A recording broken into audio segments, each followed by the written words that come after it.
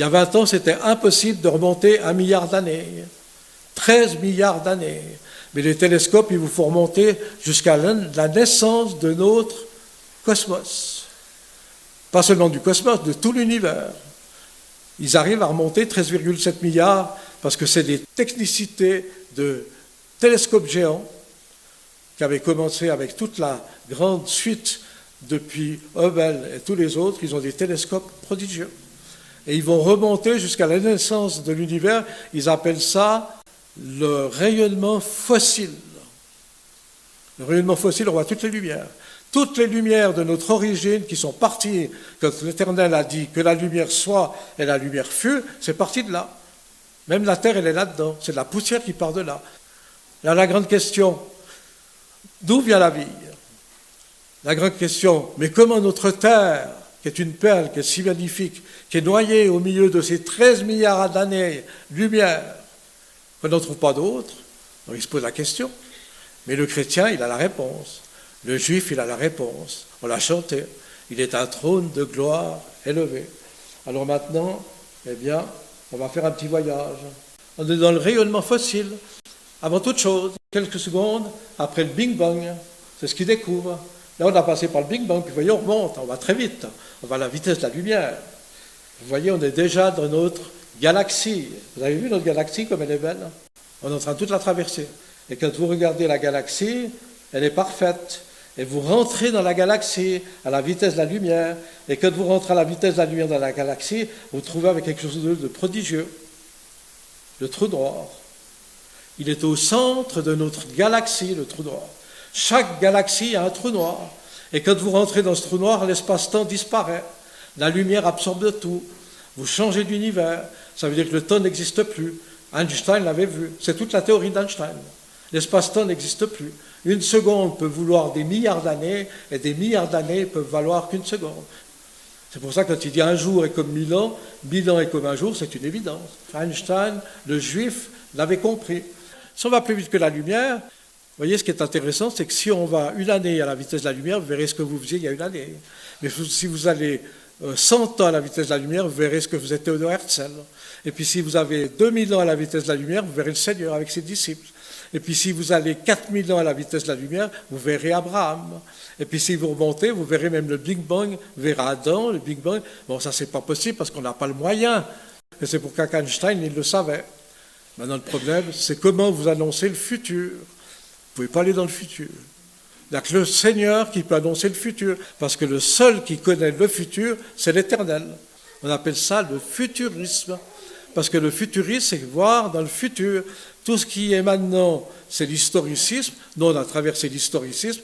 Puis il y a le prétisme, c'est tout ce qui avait du temps des prophètes d'Israël. On peut revoir, on peut écouter les prophètes d'Israël. Mais les prophètes d'Israël, ils avaient du futurisme. Ils voyaient plus loin. Mais avec eux qui pouvaient le voir. C'est le Seigneur, le Saint-Esprit qui leur faisait voir. Ils ont vu tous les événements qui venaient sur Israël. Ils ont annoncé plein de choses. C'est les prophètes qu'on a vus parce qu'ils sont les prophètes de l'Éternel. C'est comme ça qu'on peut avoir un avenir qu'on connaît. Nous, on connaît un certain avenir. C'est le retour de Jésus-Christ. C'est Jérusalem. Tout ce que la Bible nous dit. Mais l'autre futuriste, c'est que pour ceux qui ont compris le prophétisme hébreu, le seul qui a raison, c'est le prophétisme hébreu. Pour comprendre et être dans la vérité, il faut suivre le prophétisme hébreu. Eh bien, il faut comprendre que le Seigneur a placé son trou noir dans notre galaxie. Et regardez bien ce trou noir. Si vous tombez dedans, tout est absorbé, même la lumière. Mais si vous tombez dedans, vous aurez la possibilité de passer dans un autre espace-temps. Mais vous traversez des milliards d'années. Si vous étiez resté dans votre trou noir, la vie est impossible. Donc il fallait remonter. Et vous savez ce que le Seigneur a fait? Il a fait qu'en sorte, on soit à 26 000 années-lumière du trou noir. Pour que la vie soit possible, il fallait que la Terre soit à 26 000 années-lumière du trou noir. Et puis la Terre, elle fait une boucle de 26 000 années. C'est pas lumière, là, c'est de 26 000 années. Mais pendant qu'elle fait sa boucle de 26 000 années dans l'espace sidéral, puis qu'il revient à sa place tous les 26 000 années. Il y a un cycle de 26 000 ans. Mais là, les astrophysiciens, ils nous parlent de 26 000 années-lumière. Il faudrait 26 000 années-lumière à la vitesse du cosmos, à la vitesse de la lumière, pour retourner vers notre trou noir. Pour qu'il y ait la vie, puis qu'il y ait une Terre, puis qu'il y ait la vie sur une Terre, il fallait qu'elle soit à 26 000 années-lumière du trou noir. Tous ceux qui font de la Bible hébraïque, puis qui font de la Gematria, ils sont émerveilleux.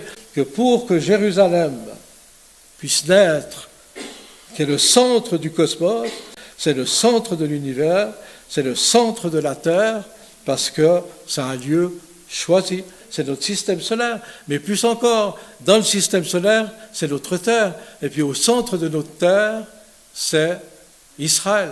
Et puis au centre d'Israël, c'est Jérusalem. Et puis au centre de Jérusalem, c'est l'esplanade du temple, c'est le rocher de Moria. Et puis au centre du rocher de Moria, c'est là que le Seigneur revient. C'est le Seigneur passe la porte d'or. Le Seigneur revient à Jérusalem.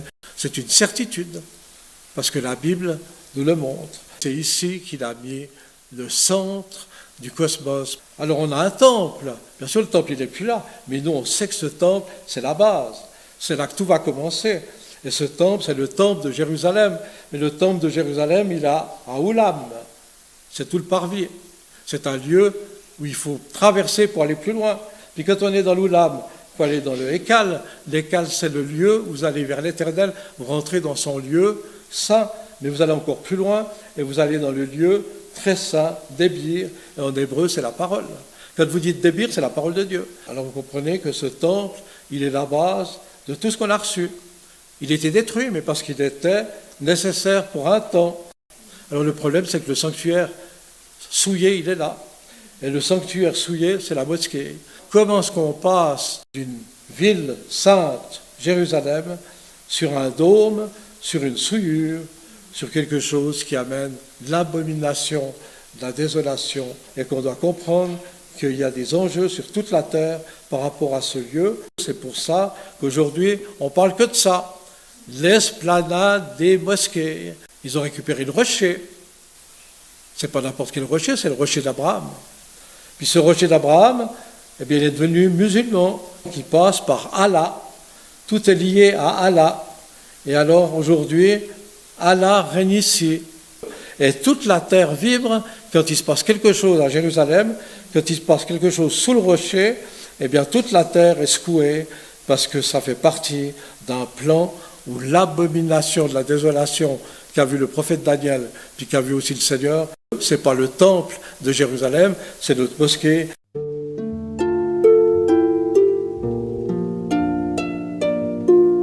Pour l'islam, c'est l'endroit exact où le prophète Mahomet est monté vers les cieux. À la sourate Al-Isra, le voyage nocturne, sourate 17.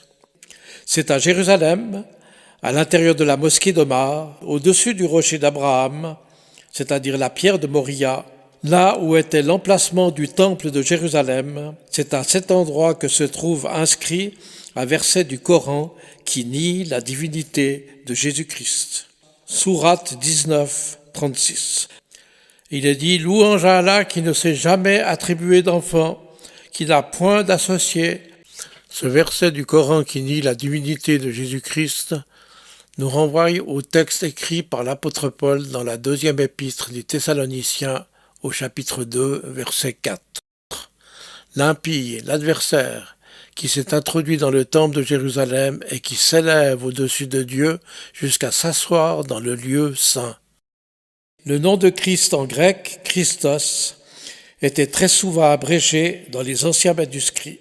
On l'écrivait avec deux lettres, la première lettre, le chi, et la dernière lettre, le sigma. Et lorsqu'on intercalait dans le nom abrégé de Christophe la lettre xi, qui a la forme d'un serpent, on trouvait écrit en grec le nombre 666.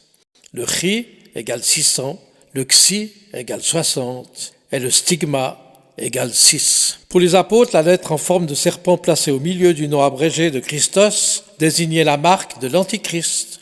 Les scribes, en recopiant le nombre 666 du chapitre 13 de l'Apocalypse, on reproduit des anomalies dessinées par Jean, dont la signification est restée incompréhensible jusqu'à nos jours. Il s'agit en fait d'une expression arabe, Bismi Allah Djihad, 3 mots qui signifient « dans le nom d'Allah, violence ». C'est également l'emblème que les djihadistes islamistes portent sur leurs bras et leur front lorsqu'ils combattent pour la cause d'Allah.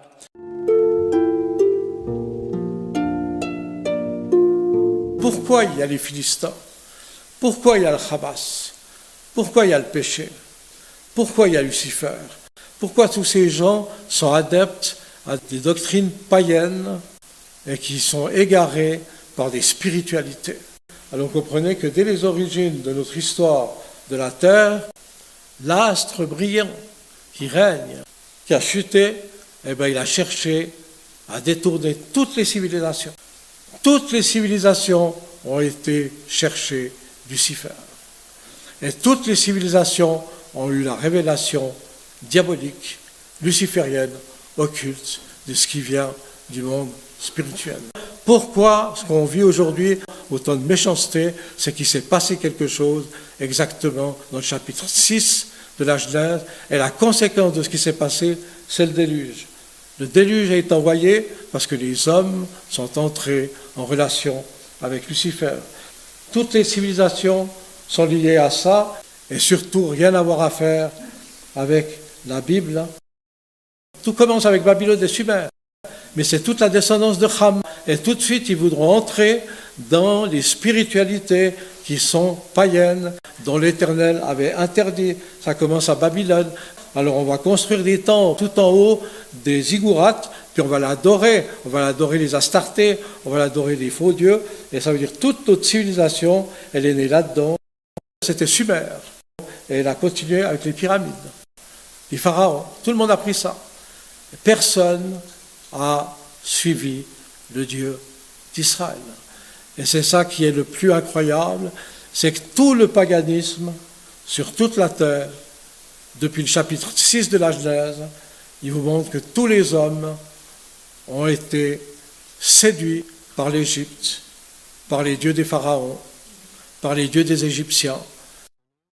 Mais tous ces dieux qu'avaient les Philistins, les pharaons, les Cananéens, c'est tous les ennemis d'Israël. Ça veut dire qu'Israël, quand il sort d'Égypte, il se confronte à toutes ces spiritualités. Elles lui feront la guerre. Alors aujourd'hui, vous avez encore en Israël, la majorité des gens qui font la guerre à Israël, ils viennent de là. Mais entre-temps, ils sont allés en Asie. Ils ont inspiré le bouddhisme, ils ont inspiré l'hindouisme.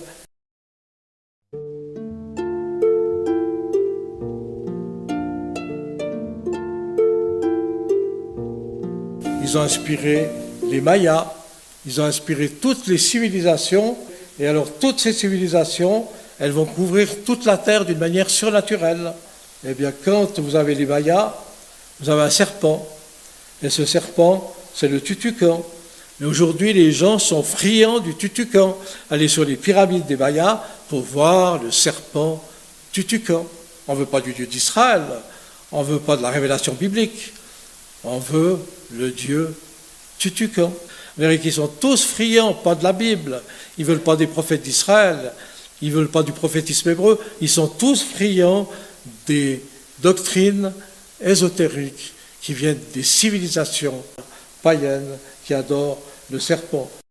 Vous allez chez les Amérindiens, les Amérindiens, ils ont l'adoration d'un grand serpent, c'est le même, c'est le Kukulkan. Alors quand vous continuez, vous avez des lignes. Aujourd'hui, ces lignes, on appelle ça les lignes de Nazca. Tout le monde est fasciné par les lignes de Nazca. C'est des lignes comme des aéroports qu'on voit du ciel. Puis il faut monter très haut pour les voir. On ne les voit que du ciel. Vous êtes dans le désert de Nazca.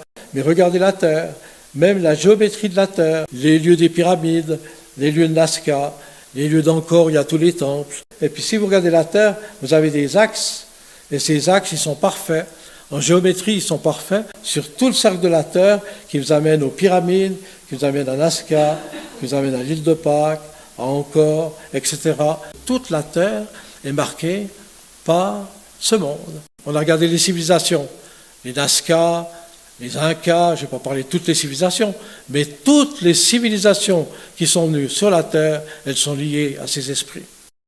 Alors le chrétien, il a autre chose. Le chrétien, il a un autre message.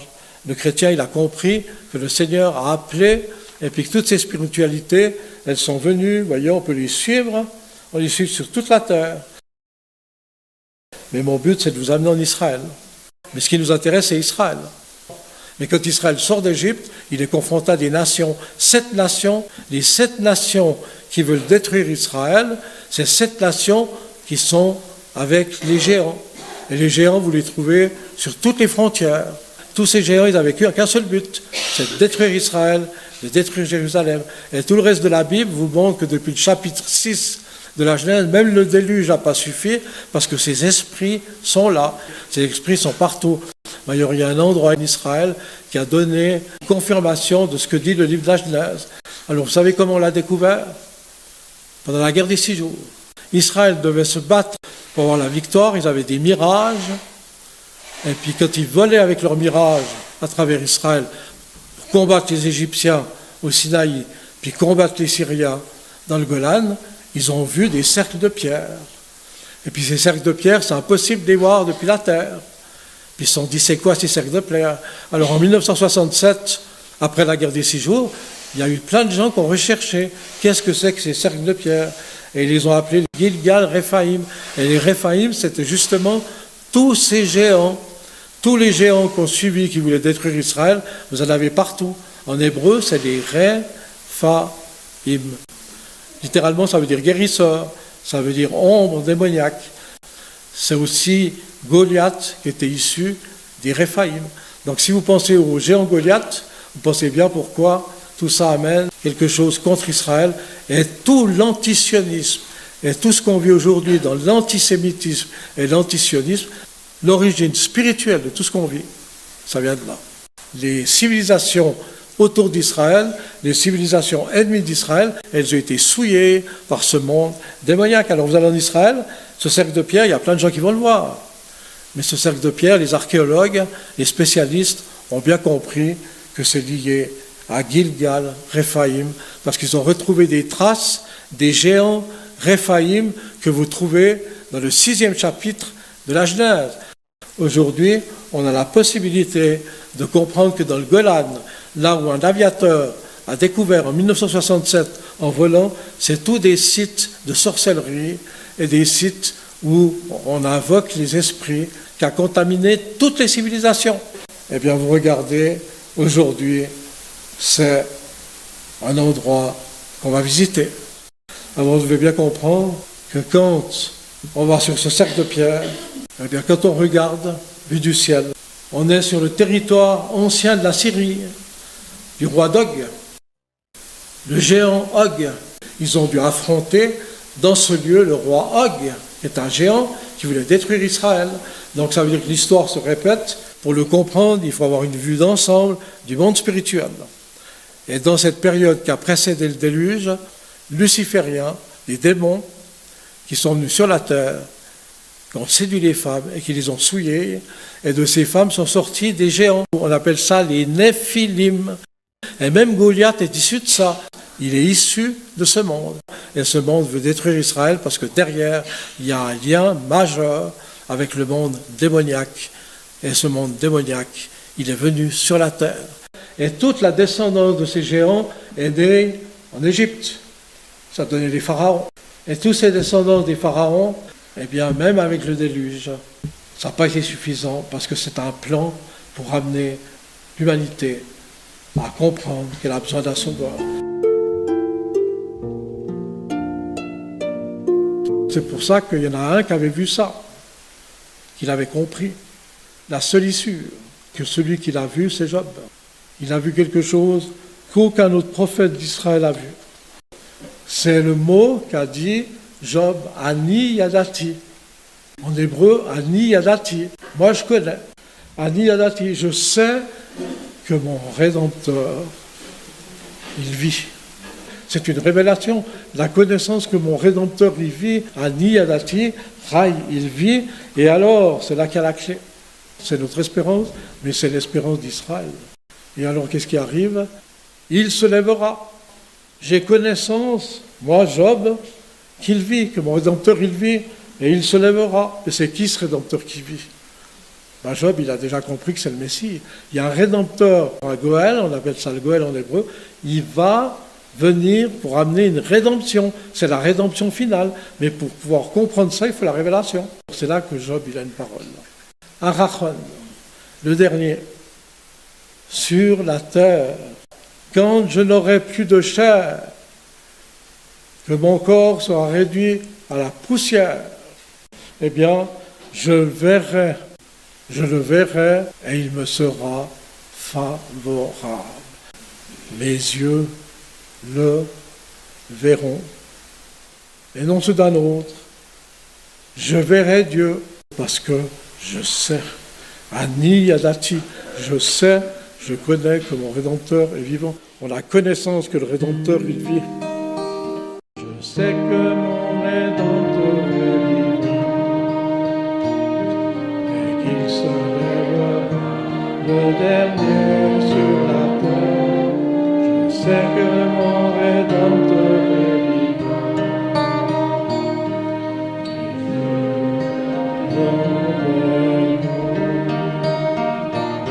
Je sais que mon Rédempteur est vivant, et qu'il se lèvera le dernier sur la terre. Je sais que mon Rédempteur est vivant.